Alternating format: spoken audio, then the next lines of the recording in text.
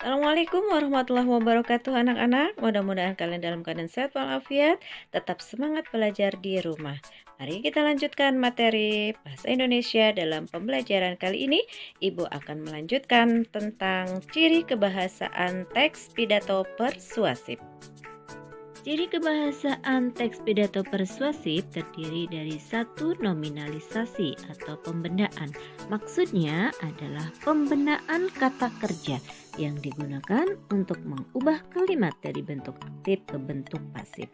Contoh, ada kata membangun akan berubah menjadi pembangunan. Maksudnya membangun ini kata kerja, sedang pembangunan itu kata benda. Ciri yang kedua adalah penggunaan bentuk kalimat pasif. Maksud dari kalimat pasif adalah kalimat yang subjeknya dikenai perbuatan dan pelaku perbuatan sering tidak disebutkan. Kata kerjanya biasanya berawalan di atau ter. Contoh pada kalimat, pengedar narkoba itu telah ditangkap polisi. Dalam kalimat ini, yang menunjukkan bentuk pasif ada pada kata ditangkap. Yang ketiga, ada penggunaan kata ganti. Maksud kata ganti adalah kata yang menggantikan orang atau benda. Contoh dalam kalimat, para siswa yang melanggar disiplin harus diberi sanksi agar mereka tidak mengulangi lagi. Maksudnya, ada kata para siswa, ada kata mereka. Kata mereka merupakan kata pengganti dari kata para siswa.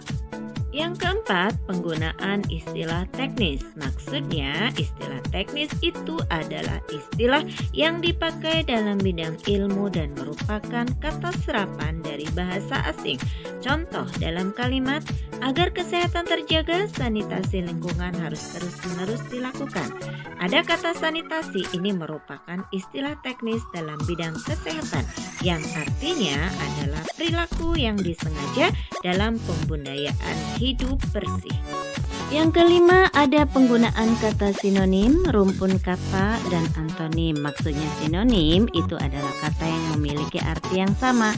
Rumpun kata itu kata-kata yang memiliki keterkaitan makna, dan antonim itu adalah kata yang memiliki arti yang berlawanan. Contoh yang termasuk dalam bentuk sinonim pada kalimat, setiap hari ada saja siswa yang membuang sampah sembarangan. Pelajar seperti itu harus diberi sanksi. Ada kata siswa dan pelajar, ini termasuk sinonim karena maknanya sama. Kemudian rumpun kata, contohnya, sekolah yang hijau dan bersih sangat nyaman dan lingkungan seperti itu yang kita harapkan. Nah, ada kata sekolah yang hijau dan bersih, ini termasuk dalam rumpun kata dengan lingkungan karena ada keterkaitan makna. Sedangkan kalimat yang termasuk dalam bentuk antonim misalnya, sebagai pelajar laki-laki atau perempuan harus ikut menjaga kebersihan lingkungan sekolah. Ada kata laki-laki dan perempuan termasuk dalam bentuk antonim. Keenam, penggunaan kata benda abstrak. Maksud kata benda abstrak itu adalah kata benda yang tidak tampak oleh mata, hanya ada di dalam pikiran seperti kegembiraan, takut, atau kata-kata teknis. Contoh, keindahan dan kebersihan sekolah harus tetap dijaga. Yang termasuk dalam bentuk kata benda abstrak di sini adalah keindahan dan kebersihan sekolah. Ketujuh, itu penggunaan kata emotif. Maksudnya kata emotif itu adalah kata yang mampu membangkitkan emosi. Contohnya dalam kalimat, narkoba adalah musuh kita yang sangat berbahaya.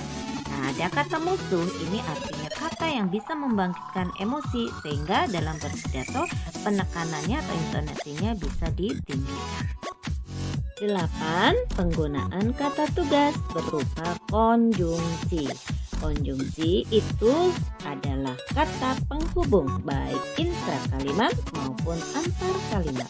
Contohnya, jika lingkungan sekolah indah dan bersih, kita akan senang berada di sekolah. Kata jika termasuk dalam bentuk kata konjungsi intra kalimat. Maksudnya di dalam kalimat. 9. Kata modalitas. Maksud kata modalitas itu adalah kata yang menerangkan cara perbuatan terjadi. Dalam kata modalitas itu terdiri dari kepastian. Contohnya ada kata pasti, niscaya, sungguh, sebenarnya. Kemudian ada kesangsian, contohnya ada kata agaknya, barangkali, mungkin, rasanya. Kemudian ada keinginan, contohnya semoga, mudah-mudahan. Ada ajakan, mari, baiklah, sebaiknya, hendaknya, dan ada kata keingkaran. Contoh katanya bukan, bukannya, jangan, mustahil, tidak mungkin. Nah, contohnya, tawuran antar pelajar sungguh sangat memalukan dan memprihatinkan. Ada kata sungguh, ini termasuk dalam bentuk kata modalitas yang termasuk dalam modalitas kepastian.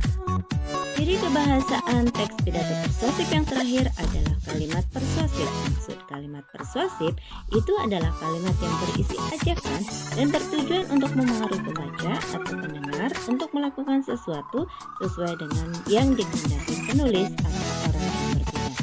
Nah, ciri kalimat persuasif itu yang pertama bertujuan untuk membujuk, mengajak, dan memengaruhi seseorang.